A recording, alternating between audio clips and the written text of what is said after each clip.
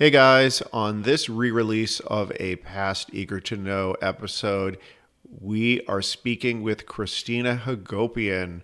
Christina is an entrepreneur and extremely talented and smart. What a wonderful conversation. I just re-listened to it. I am very grateful to have had her in my professional life throughout these years. Christina and I first met when we were on a team in the first digital agency that I ever worked for. I believe I was an HTML coder and she was a visual designer. And it's been really wonderful seeing her grow and develop over the years. And she's just fantastic. So please enjoy my conversation with Christina Haggopian. You have obviously created a very successful business over the past, I guess, 20 years. I'm on year 17. Oh my goodness. So there's been many evolutions. It started out as me alone as the sole designer and then grew exponentially, much to my dismay and thrill. And now we're in a new chapter. So you are looking to make a change and to extend, expand, shift. You tell me what the word is and just tell me a little bit about what's going on in your head. I'm trying to think of it as not as doing something different, but as the next phase. It's using all of the skills that I've culminated over the last 20 years of career and 17 years of the business. It's funny because as the world is pausing, this has been brewing for a long time. I thought when I first started my business, the whole concept of being a business owner versus an employee was that I would have time to create my own work and have a both art and design arm to it. I used to call my Fridays Inspiration Fridays and go to art galleries and do all these things. But as time moved forward and I was creating cards and, all these little side projects, as the business became more successful, I had less time for all of those things. And that was always a goal of mine, to have both. And what you realize is you can only have your attention on so many things in one day. And where do you want to feed it? So after 20 years of feeding this beast, I want to kind of go back to my roots of the real creation and the act of creation, which was always why I fell in love with design to begin with. So that's where this next evolution is heading, and wanting to create something for myself and my own brand. I've spent my entire business helping other brands launch, and now it's a time to kind of reinvent and expand. So were you surprised that you were not able to have the time to do the creation of your own stuff? Like, when did you realize, oh, I actually am not going to be able to fulfill that part of this goal? It's kind of like a wave that I was taken on, right? I was swept in it and I absolutely loved it and, was enjoying this ride.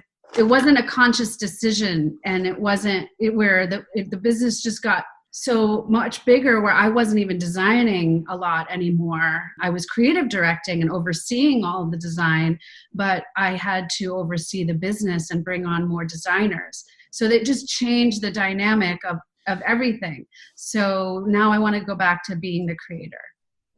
So tell me about being a creator. And when did that start for you? Were you an artsy kid?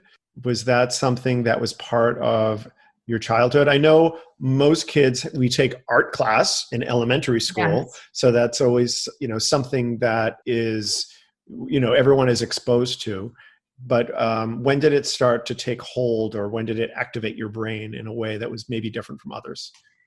I was very multifaceted as a child. I was a swimmer. I was a studious student. I was, curious, but I did always have this creative side. My mother being the single mother of 3 kids, saw each of us and really nurtured our strengths. So she saw that I had this strength and would put me in art classes and ceramic classes and, community programs and, anything that she saw that I might be interested in. And I did really thrive in it. I do think that my path to a design career, I've mentioned this multiple times, where I had a specific junior high school teacher and high school teacher that saw it and guided me. And what was their name? Mrs. Sandy Hammond. She actually just passed away of ovarian cancer last year, actually this year, after a long battle. But I've visited her many times during my adult life to thank her. She is the one that handed me a pamphlet for the Carnegie Mellon Design Program and said, Christina, I really think you should look into this. It really is this culmination of both art and design and science where I think you would thrive. And I took a summer program there in between my junior and senior year, and that really launched my entire adult existence of my career. But she was the one that saw a design side of my art already. I was creating in high school. I was creating I was on the yearbook or doing covers of albums or swimming team T-shirt designs, and she saw that and nurtured it and really fostered it and gave me a path to how I could create a career. And this was a time in life where no one was making money as a designer. This was pre-web. This was 1993. There was no internet to make money as a designer. Yeah. So this was a true leap of faith. Yeah. Where did you grow up? Northern Virginia, right outside of DC in Fairfax. Okay. So you grew up in a like a suburb. Suburb. Yeah. You weren't out in the country. No. So this story where there was a teacher, a single teacher that sort of changed your path is something that I hear all the time on this podcast, Christina. That's why I asked the name, because everyone usually just rattles off this person's name. I get goosebumps, thinking about, well, what if I hadn't had her? What would I have been? What would my life have been? She really that's special. That's why I think teachers are so important, because you never know what kind of impact they're going to have. You could have, if you didn't keep in touch with her, you could have moved on with your life, and she may have never known the kind of impact. She found me. Oh, okay. She found me on Facebook a few years ago, and it was almost like this moment of this is your life, where she was sending me old drawings and paintings that I had done in printmaking pieces, and where she said, I always knew that you would thrive, and I'm not surprised you have your own business. It was almost like this window into the future and into the past. It was an incredible relationship that I'm so grateful I had. And I don't know if I could have expressed my gratitude enough to her. Creativity sparked your brain, activated your brain. It resonated with something about you, so much so that people on the outside were observing this. So now you're looking to reintegrate that into your life in a way that you're creating your stuff. In your current business, you're using your skills and your business skills in some of your creativity to solve, business problems in a sense. Exactly. for other people. Now you're doing, now with this, looking to add on these new activities, it's going to be creating stuff. So describe that. What is it that that process of what you want to be doing? Well, I have a couple of big ideas brewing, and they are both design and product related. I've always had this desire to create a line of products that I've created. I've dabbled in them when I do self-promotion for the business, whether that's thank you cards or gifting, different personalized thank yous for our clients every year. So this would be an extension of that, but much more fine art rooted, whether that is fine printing or fine ceramics that I've been creating for several years. So there's a different aspect to it. The act of creation will be much more personal. There'll be personal meaning made by you, or it's going to be personalized to the recipient? Made by me. Okay. Or designed. The structure in which it's going to be gifted will be made by me. Everything from the packaging and the branding and the logos and that, all the things that I've been doing in my life, the way that it's delivered will be very high crafted. Now it's finding the right audience, price point, and all the business side of my head that I have to kind of like try not to squash the creative process, knowing how, like I've mentioned to you, there's challenges to launch a brand and challenges to launch a product line or challenges to create a art-based business. So how do I monetize that without killing the creative process? Yeah, I know we were talking about this before we started recording. Yeah, that's tricky because there is a lot of this stuff around the business that kind of uses a different part of your brain. And then there is the creating these fine art artifacts, which uses a different, another part of your brain, I assume. And Right. Sometimes I know for me, it's very difficult to switch back and forth. So so you have a lot of stuff to figure out. I do. It's not even just really solving a problem. You need to figure out the path, the plan, the strategy, all of this stuff. How do you figure out those big ideas? Do you go to the beach and go for a walk? Do you go running? Like how does that work for you? It's definitely been an evolution. There've been percolating ideas, walking my dog, or just being alone in the ceramics studio as I have been growing that for the last couple of years on the side. In the quiet is really when I've always had all my design ideas, business ideas. Find the moments where it's the subconscious and conscious kind of mixing together. The quiet moments in the shower, that moment when you just wake up or going to sleep. Those types of half conscious moments are when I personally get the most ideas. So I've been trying to give myself that quiet and taking on less of the business work right now to do that. And also just looking at other work out there to get my inspiration, to see where is there some white space? What are other ceramicists not doing? What are other printmakers not doing? What are other fine printers not doing? So that there might be an audience that I could fill. And because I know from my design business head is there's so much competition in one space. Where can I grow the work that also feeds myself, but can also serve a need in the market? So again, it's this balance of creating from your heart that you want to make it, but also knowing that if it's going to be generating money, that I have to think of that too. So there's so many ideas brewing that I have to funnel and kind of compartmentalize and create a process and almost a little mini business plan for it. So that what you just described would overwhelm many people. And so much where they would be like, forget it. I'm going to go, brain works. I'm going to go watch PlayStation or go play PlayStation.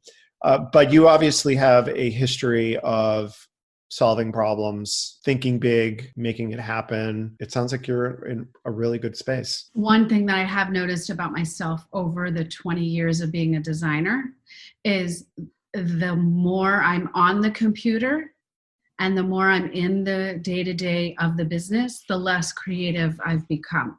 If you're just swiping and scrolling and budgets and phone calls and, the day-to-day of the business, that is where my creative soul was starting to become absorbed, right? So I was always looking for other avenues to feed the creativity, to help counter. And that's when, the hobbies started coming in, the ceramics started coming in. Let me get off the computer. Let me just make something with my hands. Let me cook. Let me do something that I will be off of a monitor, off of a keyboard, off from the scrolling, and where the creative brain can thrive and have an outlet. And I find that that is so important. And I tell all my designers that I don't care what activity is, to do something that you're off the computer for more hours than we are. And so this next generation is to feed that, is to really live that and see how creative now can you be sans digital when you spent 20 years on the digital. The one thing I have sadly experienced is a lot of my startups that have worked with me, I call them my graveyard of startups, where I think that's why I'm overly cautious and overly analytical about the idea before we start, is when I've seen where they haven't done that market research, or where they haven't done thought about what you are creating to have a place for it. They just think that if you build it, they will come. How will you market it? How will you find your people, right? I mean, I think that's part of why there's a challenge of, I would love to just make stuff just to make it and not need an audience. And in fact, that's probably why it's held me back for so long to not do it, is I just wanted to make it and not have to worry about selling it. I just wanted to do it for the act of creation for myself. Okay. So just so I understand, in your business, you've worked with a lot of startups to help them with the branding, marketing aspects, and some of them or many of them did not work out. So this is something that you are very much involved in. The people personally. You've probably experienced their disappointment with them. Yeah. And a lot of money put into it. A lot of money put into the website that they're selling it on, the marketing efforts that they, the marketing dollars placed. I would love to see, well, how are other artists selling things that aren't doing any of this? Can you create a marketplace where you don't have to think about this? I don't necessarily want to be on an Etsy, right? You want to be more high level than that. So if you're going to get to that next level, how do you think about that? Okay. So the idea of just doing what you want to do and, living your passion, and the money will come. Right. And I believe that too. You do believe that. I do believe that this much. And then I've seen it happen where the reality of that is not true, right? Where if you are good, and my uncle's favorite saying, the cream always rises, right? My mom kind of beat that into me growing up too. If you're good, the work will speak for itself, and there will be an audience. And I do believe in that. Absolutely 100%. But there's another part of me that's the practical side of me that's also like, how do I push that along? How do I make it easier for that to happen? And as that's creating the white space, it's something that no one else has. It's a certain style that no one else is doing. It has to be different, right? Yep. It has to be unique, and it has to be where you're not just filling in the noise of the marketplace. Otherwise, there's 100 other people doing it and probably doing it better. I want to be the one where they're doing it a little bit different. I think the one thing that I have learned over time as growing the design business is I've surrounded myself with other entrepreneurs, other design business owners, as well as other business owners, so that I can learn from their failures, their successes. I would love to talk to other artists, just hear, what are your failures? What are your successes? What worked for you? What didn't work for you? And that's just knowledge sharing that will only benefit from sharing. Yeah, I think that is so important, staying connected to other people that are experiencing similar challenges or doing similar things to you. I know that as a artist, a lot of times I'm just in the studio by myself. And I have, in order to produce the artifacts that I, put out into the world, that's where I am. I'm not in an office. So in order for me to stay connected with other artists, I have to, it's work. Like I have Yes. to plan it. I have to make it a priority each week. And I would say that the results that I have had, the successes, a lot of them are due to those connections, whether it's an idea that I've gotten from another artist, whether it is a lead to a new client, that happens a lot. And if I was just doing it solo on my own, it never, I would not have had any successes or few successes. So I think that is really important for people listening to this, is Absolutely. that you really just need to stay connected. It's my business for 18 years, 17 years, where I'm on, it has run 100% off of word of mouth, connections, networking, marketing, who we know, the relationships, and that my business networks, with the organizations that I joined, the organizations I aligned myself. That's why I've been reaching out to anyone doing something similarly, asking questions for you. How did you make the transition from the developer to the project manager to the artist?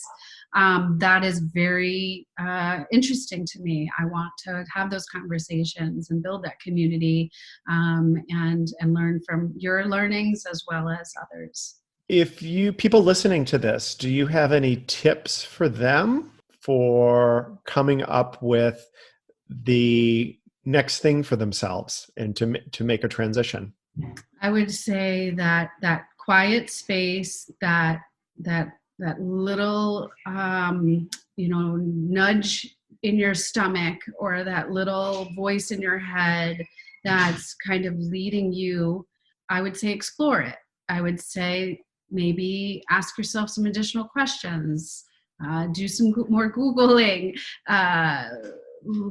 take notice to those moments where all those, oh, I wish I had done that, or I wish I thought of that, or I wish I went down that path, instead of, all the people that say, oh, I have this idea, but then don't do anything with it.